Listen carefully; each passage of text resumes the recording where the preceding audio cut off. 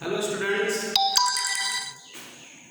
आइए आज हम लोग गति के नियम चैप्टर में अरस्तु की भ्रामकता, अरस्तु का क्या प्रमेय था, इसके बारे में जानते हैं। बड़ी रोचक कहानी, इंटरेस्टिंग टॉपिक है ये, मजेदार कहानी इसके तथ्य में दी गई है, का कथन अजीब था। देखिए होता क्या है, यदि कोई पिंड गतिमान अवस्था में है, कोई पिंड गति कर रही है, तो क्या पिंड को गतिमान अवस्था में बनाए रखने के लिए या एक समान गति कराए रखने के लिए किसी बाह्य बल की आवश्यकता पड़ती है? अर्थात यदि कोई वस्तु एक समान गति से गतिमान है और उसी गति को बनाए रखना है, मतलब एक समान गति से चलती रहे, तो क्या इसके लिए किसी बाह्य बल की आवश्यकता होती है? प्रश्न तो बड़ा सरल है, सामान्यतः उत्तर भी देंगे हम कि यदि कोई वस्तु गतिमान अवस्था में है और उस गतिमान अवस्था को बनाए रखना है, एक समान गति से गतिमान रहे वो, तो इसके लिए किसी न किसी बाह्य बल की आवश्यकता होगी। प्रारंभ में वैज्ञानिक ने भी 16वीं शताब्दी जब अरस्तु ने दिया था और उस समय न्यूटन के सिद्धांत भी चल रहे थे। न्यूटन ने अपने यांत्रिकी के अंतर्गत अपने खोज में लगे हुए थे, उन्होंने भी इस चीज को अपने हिसाब से प्रदर्शित किया, अपने तर्कों के हिसाब से बताया। लेकिन क्या वास्तव में ये होता है? यदि कोई वस्तु एक समान गति से गतिमान है और उसी गतिमान अवस्था को बनाए रखना है, तो क्या वास्तव में किसी बाह्य बल की आवश्यकता होती है? तो अरस्तु ने यहाँ पे क्या बताया कि यदि कोई वस्तु एक समान गति से गतिमान है, तो उसकी गति को बनाए रखने के लिए किसी न किसी बाह्य बल की आवश्यकता पड़ती है। ठीक है, जैसे एक सामान्य सा उदाहरण देखिए, यदि कोई बच्चा खिलौने से खेल रहा है, मान लीजिए धागे वाला खिलौना है, और वो उस धागे वाले खिलौने के धागे को पकड़ करके खींच रहा है, तो जब तक वो खींचता रहेगा तब तक खिलौना भी गति करता रहेगा। एक समान चाल से चलाने के लिए उसको लगातार एक समान बल से खींचना पड़ेगा। ठीक, जैसे ही वो खींचना बंद कर देगा, उससे ठीक उसी समय खिलौना अपनी जगह पर रुक जाएगा। तो इसका मतलब क्या हुआ कि खिलौने को एक समान गति में बनाए रखने के लिए बाह्य बल की आवश्यकता पड़ती है, उसको खींचा जा रहा है। ठीक, तो अगर हम व्यवहारिक रूप से बात करें, प्रैक्टिकली बात करें, उसके नियमों सिद्धांतों को छोड़ दें, केवल हम व्यवहारिक रूप से तर्क देते हैं और चीज़ों को ध्यान में नहीं रखते, तो निश्चित रूप से स्वाभाविक रूप से यही उत्तर दिया जाता है कि यदि कोई किसी वस्तु को एक समान रूप से गतिमान बनाए रखना है, तो एक किसी न किसी बाह्य बल की आवश्यकता पड़ती है। अरस्तु ने भी यही विचार दिया। अरस्तु का कथन ये है कि यदि किसी वस्तु को एक समान गति से बनाए रखना है, एक समान गति में गति कराए रखना है, गति करती रहे, तो किसी बाह्य बल की आवश्यकता अवश्य पड़ती है। ठीक, उदाहरण भी हमने दिया, कोई वस्तु लगातार गतिमान है, तो उस गतिमान को रखने के लिए दैनिक जीवन में हमें लगातार बल लगाए रखना पड़ता है। ठीक है, बल लगाना बंद कर देंगे वस्तु रुक जाएगी। ठीक है, जैसे सपोज करिए हम साइकिल चला रहे हैं, जब तक हम पैडल कुछ घुमाते रहेंगे, बल लगाते रहेंगे, तब तक साइकिल चलती रहेगी। एक समान चाल से हम पैडल को घुमाते रहेंगे, तो एक समान चाल से साइकिल भी चलती रहेगी। पैडल घुमाना बंद कर देंगे तो कुछ दूर तक साइकिल चलते धीरे धीरे उसकी गति धीमी हो जाएगी, और गति धीमी होते होते एक समय आएगा कि वो रुक जाएगी। होता तो यही है, किंतु क्या वास्तव में साइकिल को रोकने के लिए कोई बल लगाया गया है? तो देखने में तो ऐसा नहीं लगता है कि कोई बल लगाया गया है। ठीक है, तो अरस्तु ने व्यवहारिक रूप से ये बताया कि यदि कोई वस्तु गतिमान अवस्था में है और उसकी गति को बनाए रखना है, तो हमें बाह्य बल की जरूरत पड़ती है। ठीक, तो ये अरस्तु का सिद्धांत नियम हो गया। अब आता है कि यहाँ इस नियम में, इस सिद्धांत में यहाँ पर त्रुटि क्या है, गलती कहाँ पे हो रही है? तो देखिए गलती कहाँ हो रही है, जब कोई वस्तु किसी सतह पर गतिमान होती है, जब कोई वस्तु किसी सतह पर गतिमान होती है, तो सतह द्वारा वस्तु की गति का विरोध किया जाता है। सतह द्वारा वस्तु की गति का विरोध किया जाता है, और ये विरोधी बल कहलाता है घर्षण बल। ये विरोधी बल कहलाता है घर्षण बल। तो घर्षण बल के कारण ही गतिमान वस्तु धीरे धीरे यदि बल लगाना बंद कर देंगे तो रुक जाएगी। इसका मतलब वस्तु को रोकने का काम कौन कर रहा है? घर्षण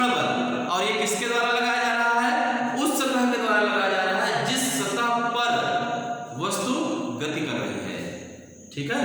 तो घर्षण बल किस सतह के द्वारा लगता है? उस सतह के द्वारा लगता है जिस सतह पर वस्तु गति कर रही होती है। ठीक। अब जब हम वस्तु को सतह पर गतिमान बनाए रखते हैं तो हमें लगातार बल लगाना पड़ता है जिससे वस्तु एक समान गति से गति करती रहे। तो वास्तव में यहाँ क्या होता है?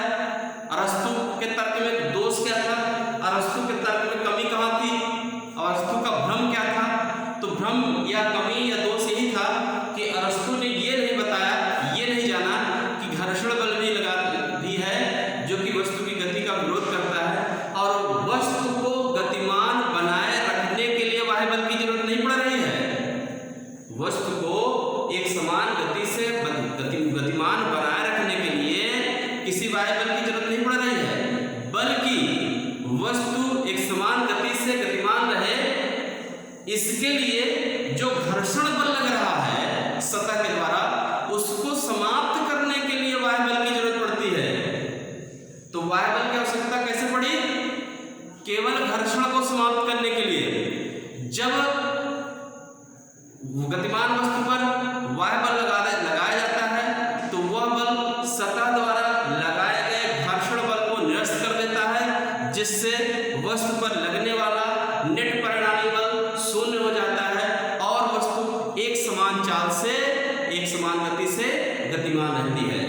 ठीक। तो अरस्तु का भ्रम या दोष क्या था? अरस्तु का जो कथन था उसके अनुसार वस्तु को एक समान गति से गतिमान बनाए रखने के लिए बल की आवश्यकता पड़ती है। तो यहाँ पर वास्तव में वस्तु को एक समान गति से गतिमान बनाए रखने के लिए बल की जरूरत नहीं पड़ रही है, बल्कि वस्तु पर सतह द्वारा घर्षण लगाए गए घर्षण बल को समाप्त करने के लिए बाह्य बल की आवश्यकता पड़ रही है। और जब वह लगाया गया बाह्य बल घर्षण बल को समाप्त कर देता है, घर्षण बल को निरस्त कर देता है, तो वस्तु एक समान गति से गतिमान रहती है। ठीक। तो ये वस्तु अरस्तु का ये भ्रम था जो कि प्रैक्टिकली सही भी है लेकिन सिद्धांत रूप से ये सही नहीं है। व्यवहार में तो हम लोग ये समझते हैं कि अगर हमें किसी वस्तु को आगे ले जाना है, गतिमान बनाए रखना है तो उस पर हमें बल लगाना पड़ेगा, उसको खींचना पड़ेगा। तो हम वस्तु को गतिमान बनाए रखने के लिए नहीं खींच रहे हैं, बल्कि सतह द्वारा वस्तु पर जो घर्षण बल लग रहा है उसको समाप्त करने के लिए हम बल लगा रहे हैं जिससे कि वो घर्षण बल समाप्त हो जाए और वस्तु गतिमान रहे। ठीक। तो ये हो गया अरस्तु की भ्रामकता। इसी को थोड़ा सा हम लिख दे रहे हैं, बाकी समझने वाली चीजें हैं। अपने हिसाब से अपने प्रैक्टिकल लाइफ में दैनिक जीवन में इस चीज को समझें और नहीं समझ में आता है तो प्रैक्टिकल करें। जैसे एक वस्तु को हम चिकनी सतह पर रख दें और एक वस्तु को खुरदरी सतह पर रख दें और दोनों वस्तुओं को हम खींचें तो हम देखेंगे कि जो सतह चिकनी है, प्लेन है, समतल है, उस पर वस्तु को खींचने के लिए हमें गतिमान बनाए रखने के लिए हमें कंबल लगाना पड़ रहा है। वस्तु वही है, वस्तु वही है और उसको गतिमान बनाए रखने के लिए हमें कंबल लगाना पड़ रहा है, जबकि उसी वस्तु को हम किसी खुरदरी सतह पर रख दें और उसको गतिमान बनाए रखना हो तो हमें ज्यादा बल लगाना पड़ता है। तो इससे ये स्पष्ट हो रहा है कि ये हमें उसी वस्तु को उसी चाल से गतिमान बनाए रखने के लिए कम बल लगाना पड़ रहा है, कहीं ज्यादा बल लगाना पड़ रहा है। तो इससे ये स्पष्ट हो जाता है कि वस्तु को गतिमान बनाए रखने के लिए बल नहीं लगाना पड़ रहा है। अगर वस्तु को गतिमान बनाए रखने के लिए बल लगाना पड़ता तो दोनों स्थितियों में समान बल लगाना पड़ता, किंतु समान बल नहीं लगाना पड़ रहा है। जो सतह चिकनी है, समतल है, उस पर यदि वस्तु है तो कम बल लगा रहे हैं। कम बल इसलिए लगाना पड़ रहा है कि वहां पर घर्षण कम लग रहा है। चिकनी सतह, समतल सतह, प्लेन सतह होती है तो उस पर बल कम लगता है। ठीक है। जैसे कांच की सतह हो, टाइल्स लगी होती है, वहां पर पानी गिरा होता है तो अक्सर पैर फिसल जाता है। फिसल इसलिए जाता है वहां पर घर्षण बहुत कम हो गया है। जबकि खुरदरी सतह होती है तो वहां पर पैर नहीं फिसलता है क्योंकि वहां पर घर्षण अधिक होता है। ठीक है। तो घर्षण का जो कॉन्सेप्ट है वो भी है यहाँ पर और वो ही गति का विरोध कर रहा है। उसी को समाप्त करने के लिए, उसी को करने के लिए बल की आवश्यकता पड़ती है और जब वो समाप्त हो जाता है तो वस्तु एक नियत चाल से चलती रहती है, एक समान गति से गतिमान होती है। ठीक है।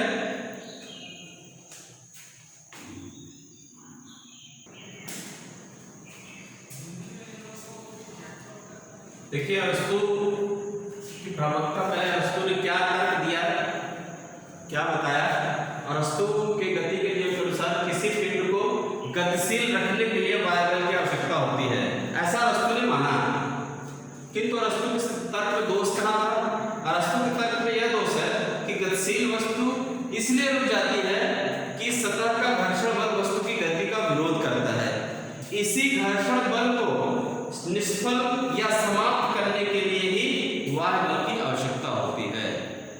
ठीक है, ये तर्क दिया गया, दोष क्या है वो दिया गया। अब देखिए प्रकृति में सदैव घर्षण बल कार्य करता है, हर गति में घर्षण बल कार्य करता है। एक तरह से कह सकते हैं कि यदि गति हो रही है तो घर्षण भी कार्य करेगा। किसी वस्तु पर घर्षण तभी कार्य करता है जब वस्तु पर बल लगाया जाता है। यदि वस्तु पर बल नहीं लगाया जाएगा तो वस्तु पर घर्षण कार्य नहीं करेगा। ठीक है, जैसे कोई वस्तु, यह वस्तु है, इस वस्तु को सतह पर रख दिया जाए। अब अगर यह वस्तु सतह पर रखी गई है, केवल विरामावस्था में है, तो यदि वस्तु यह सतह पर विरामावस्था में रखी गई है तो इस पर कोई घर्षण कार्य नहीं कर रहा है। इस पर कोई घर्षण कार्य नहीं कर रहा है, समतल सतह है और सतह पर वस्तु रख दी गई है। इस स्थिति में केवल दो ही बल कार्य कर रहे हैं, एक तो वस्तु का भार है नीचे की ओर और दूसरा इस भार की प्रतिक्रिया r ऊपर की ओर, दोनों एक दूसरे को निरस्त कर देते हैं और वस्तु सतह पर स्थिर अवस्था में रखी रहती है। किंतु जब वस्तु पर हम बल लगाएंगे, वस्तु को बल लगाकर खींचने का प्रयास किया जाए, तो जैसे ही वस्तु को बल लगाकर खींचने का प्रयास किया जाएगा, ठीक उसी समय सतह द्वारा गति का विरोध किया जाएगा और ये विरोधी घर्षण बल वस्तु की गति का विरोध करेगा। ठीक, तो प्रकृति में घर्षण बल सदैव विद्यमान होता है और वह घर्षण बल सदैव ही गति का विरोध करता है। वस्तु चाहे जिस अवस्था में हो, ठोस अवस्था में हो, द्रव अवस्था में हो अथवा गति गैसीय अवस्था में हो, तीनों ही अवस्थाओं में ये जो घर्षण बल होता है वो गति का विरोध करता है। ठीक है, तो ठोस अवस्था में अगर है तो घर्षण बल हो जाता है, द्रव अथवा गैसीय अवस्था में है तो वही घर्षण बल श्यान बल कहलाता है। तो श्यान बल, घर्षण बल, ये दोनों ही बल वस्तु की गति का विरोध करते हैं। तो इसी विरोधी बल को समाप्त करने के लिए, इसी विरोधी बल के प्रभाव को निष्फल करने के लिए ही बाह्य बल की आवश्यकता होती है। जब बाह्य बल लगाते हैं तो ये घर्षण बल, श्यान बल ये निरस्त हो जाते हैं और वस्तु एक समान गति से गतिमान रहती है।